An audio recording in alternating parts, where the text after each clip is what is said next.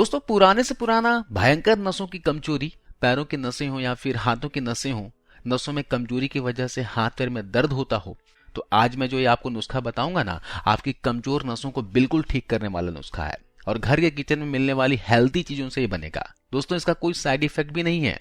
जिनके भी हाथ पैरों की नसें कमजोर हो गई है, हाथ पैर की मसल्स में ऐठन होती है, पिंडलियों में, घुटनों में या फिर ज्वाइंट में बहुत ही ज्यादा दर्द होता है, ब्लड सर्कुलेशन प्रॉपर नहीं होने की वजह से हाथ पैर सुन्न होने लगते हैं और नसों की कमजोरी की वजह से चलने फिरने में, उठने बैठने में बहुत ही ज्यादा दिक्कत होती है, तो उसके लिए हम यहाँ पर आपको बेहद ही इफेक्टिव, प्रभावी और लाभदायक नुस्खा बता रहे हैं, जिसको हम यहाँ पर 3 से 4 औषधियों को मिलाकर तैयार कर लेंगे।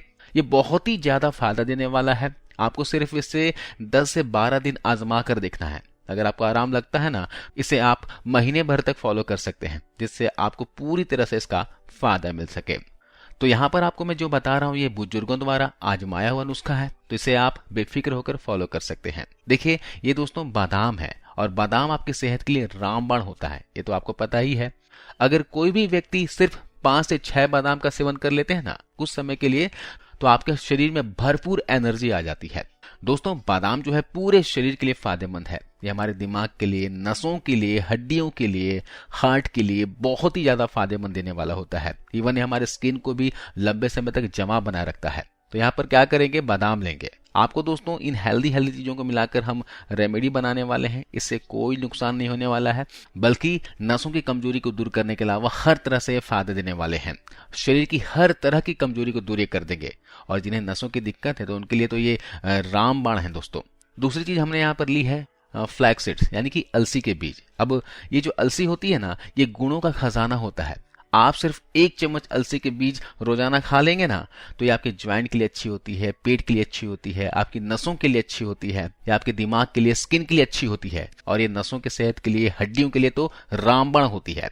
अब इन चीजों का इस्तेमाल कैसे करना है और इनमें क्या क्या लगेगा, वो सारी ही चीजें मैं आपको स्टेप बाय स्टेप बताने वाला हूं। तो वीडियो को ध्यान से बिना स्किप किए अंत तक जरूर देखिएगा और ये जानकारी अच्छी लगे तो इसे अपने दोस्तों के साथ, परिवार के सदस्यों के साथ शेयर कीजिएगा, क्योंकि क्या पता ये जानकारी किसी के काम आ जाए। तो हम क्या करेंगे, सबसे पहले गैस के ऊपर एक पैन रख देंगे और इसमें हम डालेंगे दोस्तों 4 चम्मच के बराबर अलसी के बीज। इस तरह अलसी के बीज आप बाजार से ले आइएगा और अलसी देखिएगा साफ होनी चाहिए, है ना। इस तरह हम इसे 2 से 3 मिनट तक धीमी आंच में भून लेंगे। इसमें दोस्तों भुनेंगे ना आप, 2 मिनट के बाद देखेंगे इसमें से चट चट की आवाज आने लगेगी, अलसी जो है ना उछलने लगेगी। यहाँ पर एक बात का ध्यान दीजिएगा, आपको आराम से धीमी आंच पर भूनना है और अलसी के बीज जलने नहीं चाहिए, सिर्फ हमें ड्राई रोस्ट कर लेना है, ठीक है। इस तरह अलसी पैन के ऊपर उछलती हुई नजर आए ना, तो आप क्या कीजिए, गैस के फ्लेम को बंद कर दें और इसे ठंडा होने के लिए रख दीजिए। अलसी के बीज में बहुत से पोषक तत्व होते हैं और खासकर इसमें होता है omega 3 fatty acid, omega 6 fatty acid, कई प्रकार के इसमें लिग्नेंस पाए जाते हैं जो हमारी नसों को मजबूती देने का काम करते हैं। यहाँ पर मैं तरीका जो बता रहा हूँ इस तरीके से आप लीजिएगा। देखिए हमारी अलसी बिल्कुल ठंडी हो चुकी है। अब हम इस अलसी के बीजों को ग्राइंडर जार में डालेंगे और इसे पीस लेंगे, इसका पाउडर तैयार कर लेंगे। इसके बाद देखिए ये है दोस्तों सोंठ। अब सोंठ जो होता है वो अदरक का सूखा हुआ भाग होता है। अदरक को सुखाकर सोंठ बनाया जाता है और आपको बता दूं कि आयुर्वेद में सोंठ का बहुत महत्व है। यह हमारे शरीर से वात और कफ को नाश करता है। तो जिनको भी वात से संबंधित बीमारियां हैं, जिनको भी कफ से रिलेटेड बीमारियां हैं, उनके लिए तो ये सोंठ जो है रामबाण है। वात की बीमारियों में जैसे जोड़ों में दर्द, घुटनों में दर्द की समस्या हो गई है, नसों में दर्द की समस्या हो गई है, साइटिका हो गया है, इन सभी बीमारियों में तो रामबाण है ये।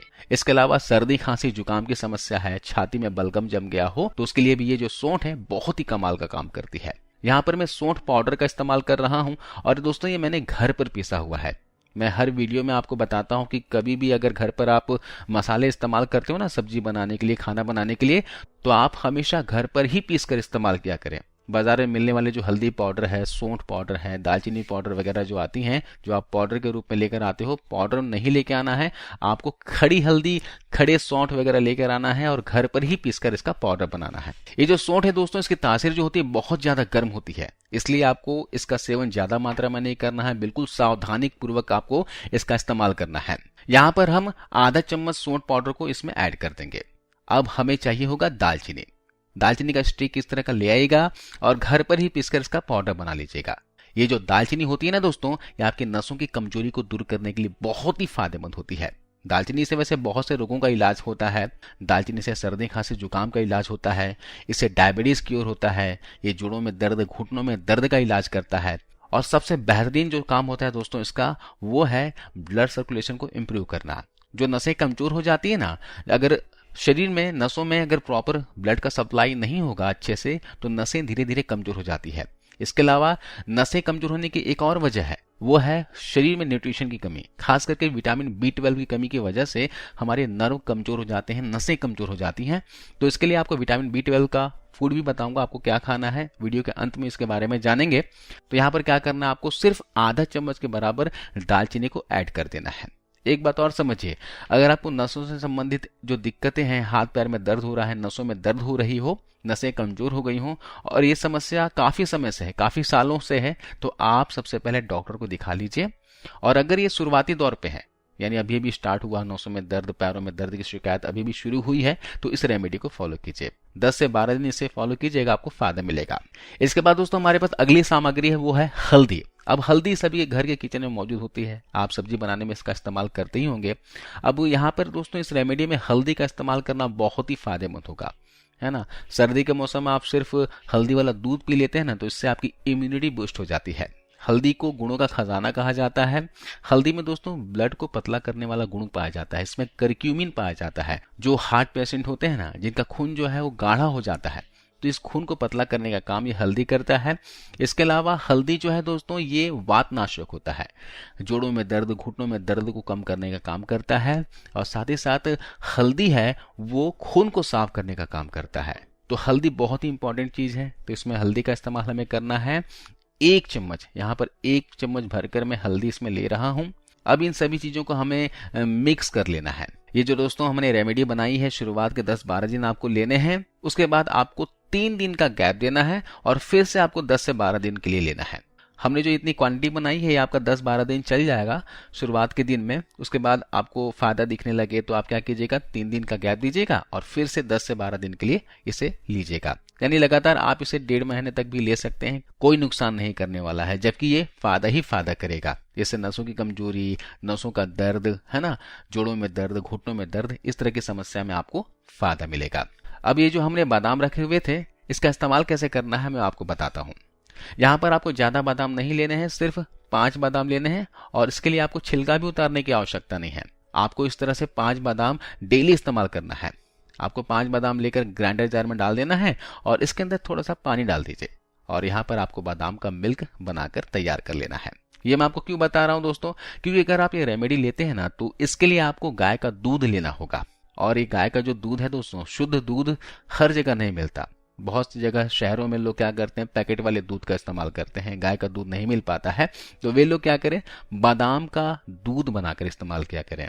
हमने जो ये रेमेडी बनाई है, इसका इस्तेमाल आपको पानी के साथ नहीं करना है। कैसे करना है मैं आपको बताता हूँ। इस तरह बादाम का दूध बना लीजिए और अगर आपके पास शुद्ध गाय का दूध है तो आप क्या करें, 1 गिलास गाय का दूध गर्म करके ले लीजिए उबाल कर। तो यहाँ पर मेरे पास बादाम का दूध है और साथ में गाय का दूध है। अब इसमें क्या करना है, इस मिश्रण का आपको 1 चम्मच लेना है और आपको इस तरीके से दूध के अंदर आपको ऐड कर देना है।